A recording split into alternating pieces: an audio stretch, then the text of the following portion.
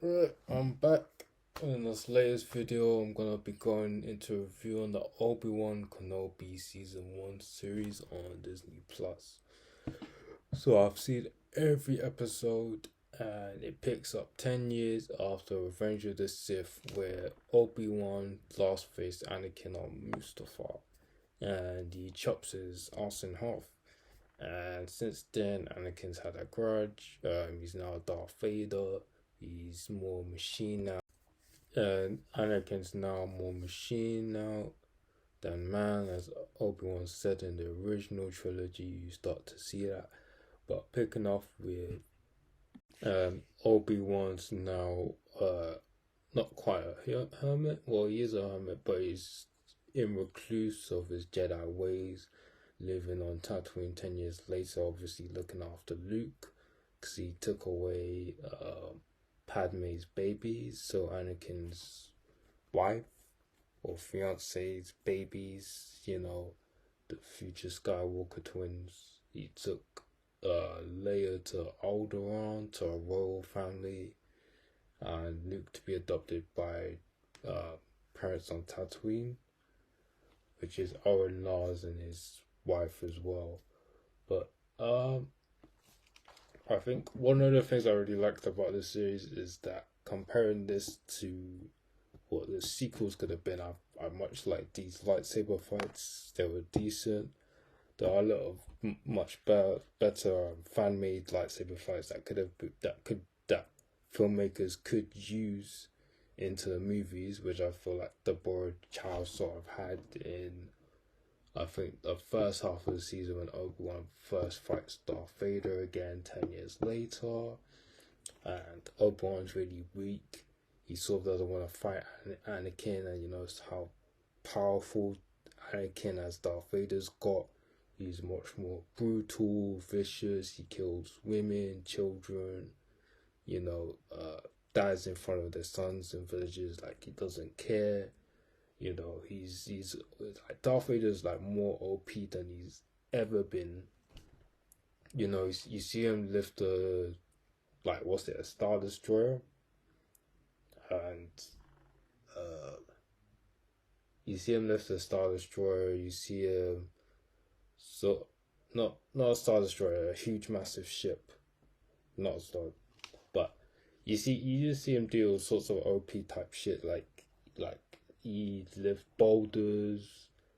He'd, like, Darth Vader is practically God or something. But in this series, you do have the Inquisitors from the Rebels. Now, I know this is smart move to have the writing consistent with the continuity, so they don't kill off any major Inquisitors. Though in the first episode, it feels like they killed off the Grand Inquisitor by one of the Inquisitors, which her name is Reva, and she's a new character, new Star Wars character, played by Moses Ingram, and this actually also explains she got a lot of black clash because she's black, and I guess that's how it is in Hollywood. Like, you get racism, or you get sort of tokenist black characters just with black, but I feel like they generally put in a new Star Wars character anyway. But yeah, it just sucks that the woman in general played her best role. I mean, I feel like this Star Wars character was genuine, so I don't think it was really like shoehorned in, like they might do with what like they might do when they want to have certain brand new characters that are black, that are sort of like tokenism. Like, this one was genuine, it's like Star Wars, fan base. But I didn't like her character so much. I mean, don't get me wrong, I liked her story development until the final arc in the season where she turns good and she goes off to kill Luke, and she sort of just gets redeemed because she decided not to kill Luke, which would have been a perfect revenge on Darth Vader. I should probably mention that spoilers are going to come about in this review as well. But looking throughout the series, it's definitely not everything you'd expect. I was hoping maybe Obi-Wan would fight the Inquisitors, but he only fights Vader. I also expected Obi-Wan to be a lot grayer. You know, I felt like he was really young looking because I don't get how he ages from the Obi-Wan we see him in this show to the one we see in A New Hope 9 years later. He's all white, grey beard, all white, grey hair, plenty of wrinkles on. He's an old man. So, I mean, like, he does look old in this, but just not as really as old as I think. But yeah, I mean, looking onto other things about what's good about the show, I like the VFX, the planets. There were some cool characters like Ice-T's son who's in the show. He plays a rebel fighter and he helps out Obi-Wan. You also do get a good look back at the prequels in a lot better way. That, you know, because what I like about these Disney Plus shows is that compared to the sequels, they're much better planned in writing. That I feel like the story's well developed and it's original, which the sequel trilogy lacked so hard, which made it flop. You know, after The Force Awakens came out, because I hated The Last Jedi and I didn't like the Rise of Skywalker film.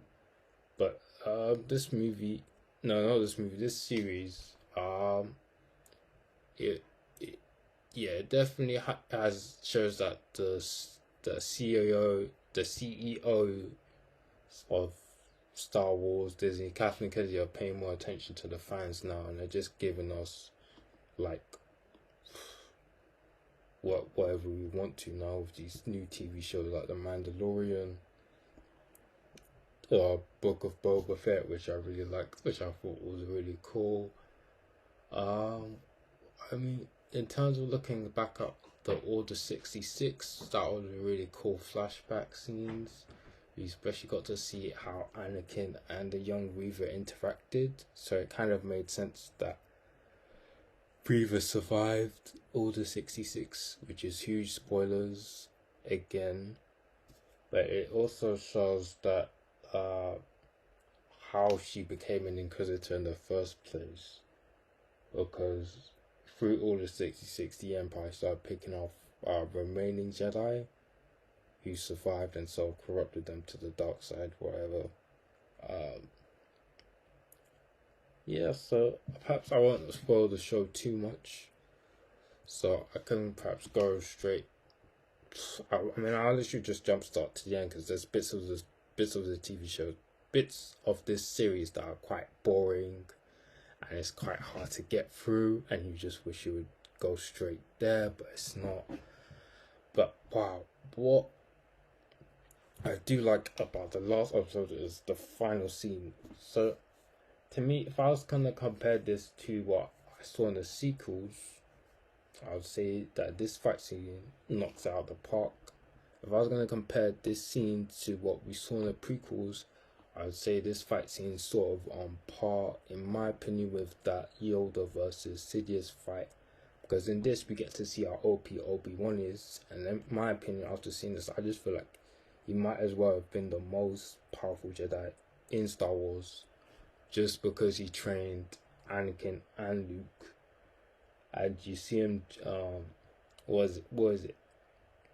You see him at his full potential lift like a mountain of rocks. So sort of like how Rey lifted those giant boulders at the end of The Last Jedi. Obi-Wan does that but like 10 times harder, makes it super easy, and he just launches like a bunch of them at Darth Vader, which was sick, which was like wow. Could you get over it? I don't know, but I was surprised to see that Darth Vader was so like OP, because you saw him in Rogue One and he looked so skilled. It was proven that yes, this is might as well be the most powerful Force user just by showing us this. Then you saw Luke in The Mandalorian, and it was kind of like maybe he's on match, or maybe he has potential to be more powerful than his dad. But after seeing Darth Vader in this, I just feel like he's like Force Unleashed. He's just chucking mountains, boulders at Obi-Wan. He's just doing all sorts of crazy flips. Like, for him to be in a mechanical suit, right, and then to just turn around is like that level skilled of fighting. So, I mean, there's plenty of other Star Wars YouTubers that'll get into the fighting styles. I mean, if it was, let's say, Kylo Ren took, or any type of shit lightsaber duelist to go up against him, it'd just be like Darth Vader kills. But Obi-Wan, towards the end of the series, beats him fair and square. So I just feel like Obi-Wan could have had the potential to really have just ended Star Wars himself. That's the ridiculous thing, you know. Because instead of relying on Luke to be the one to bring balance to the Force, Obi-Wan could have done it. He just gives two shits about it. Really, he just can't be asked. I mean, he's fed up. He feels like he's failed as a master. My apprentice is now a Lord of the Sith. He's the greatest threat to the universe. I mean, yeah, I mean, Obi-Wan's not a shit Jedi master, but really, I mean, he's awesome. Like, what am I saying? In my opinion, he's so OP as well, which you never saw him before, unless he just turned to a force ghost instantly. But it's just him and Anakin. It didn't end well, their relationship, man. It's like they were like brothers, and then Obi-Wan just can't be fucked anymore after beating him. After whipping Darth Vader's ass. I mean, it didn't matter how OP Darth Vader is. I mean, Obi-Wan's the most skilled. Now, this is going to be big spoilers.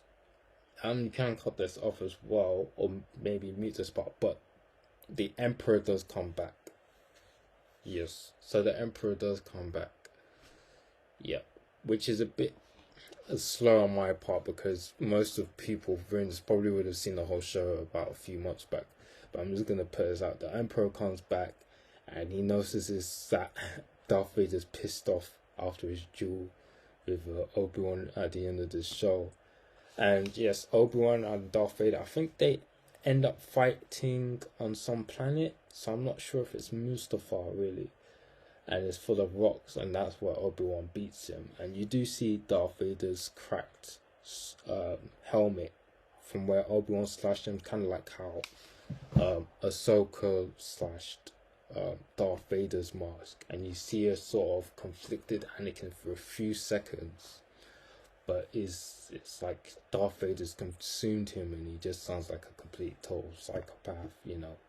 He just wants to kill Obi-Wan, and he doesn't really give two shits about whether his twins' children even survived from 10 years ago. So he's just so consumed by rage. I mean, he's barely realized. I mean, it's almost like he could give two shits about how Padme died. He's just so like hell bent on destroying Obi-Wan. You know, ruling the galaxy, which he's mostly done, but I just feel like his masters let him.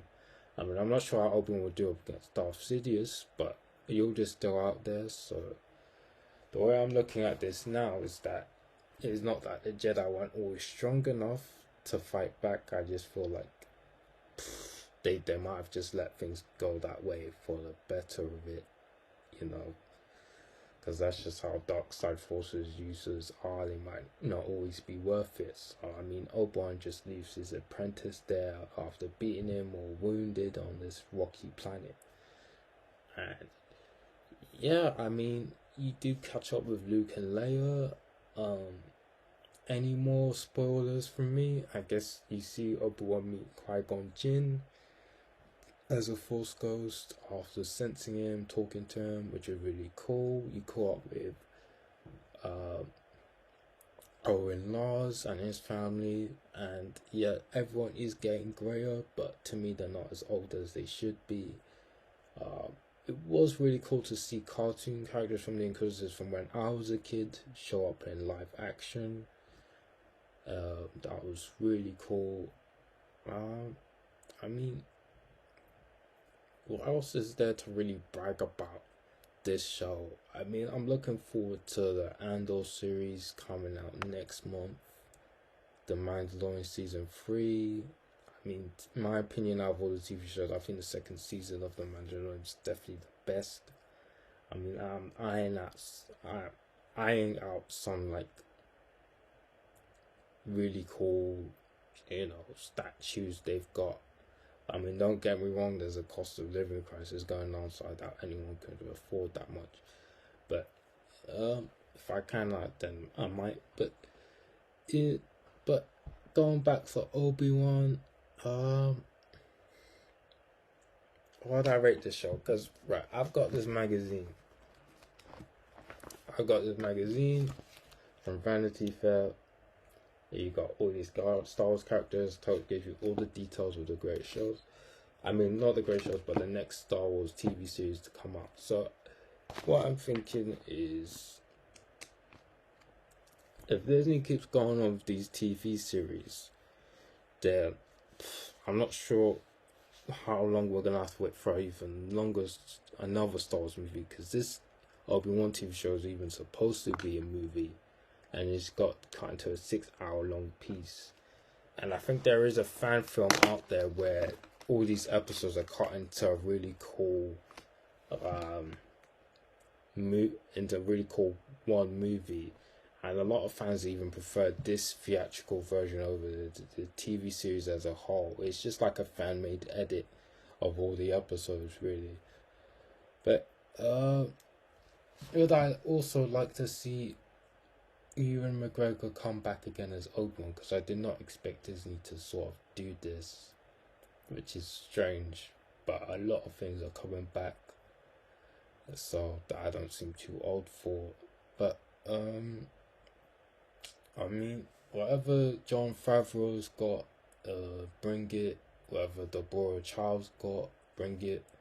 All those creative directors over at Star Wars right now, just bring it, because they're definitely doing a better job than whatever mess that last film trilogy was, man. That was so like bad. I mean, yeah, I mean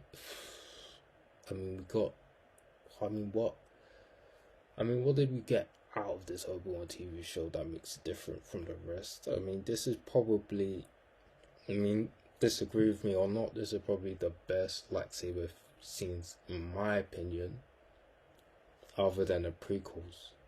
Because you have to take into account for how badly shit and unskilled Rey and Kylo Ren are just fighting each other. Any comedic scenes is the show not really, doesn't have to be. I mean, the drama is really good. I definitely love the flashbacks of the Order 66. You even got to see Anakin versus young Anakin versus young Obi-Wan in the events around Attack of the Clones, which is Star Wars Episode 2, which was really cool, really nicely shot.